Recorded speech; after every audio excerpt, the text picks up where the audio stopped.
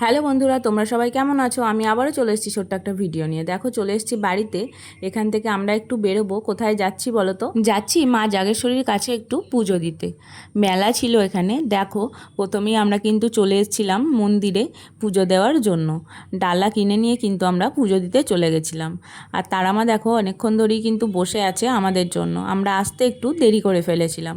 তারপর আমি কিন্তু পুজো দেওয়ার জন্য লাইন দিয়ে দিয়েছি। দেখো কত ভিড় হয়েছে।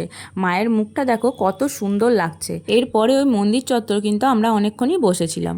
ওখানে হরির লুট দেওয়া হয়েছিল, সেই বাতাসাও কিন্তু আমি কুড়িয়ে এনেছিলাম। তারামা বললো এরপরে একটু আইসক্রিম খাবে। যেহেতু অনেকক্ষণ ধরে উপোস করেছিল, তাই তারামার গলাটা শুকিয়ে গেছিলো।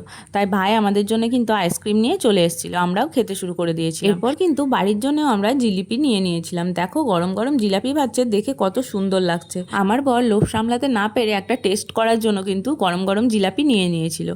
এরপর আমরা মন্দিরটা একটু ঘুরে নিলাম। তারপরে কিন্তু আমরা মেলাটাও একটু ঘুরে নিয়েছিলাম। যেহেতু সকালবেলা ছিল, সব মেলা বসেনি। সন্ধ্যাবেলা আমরা কিন্তু আবার ঘুরতে আসবো।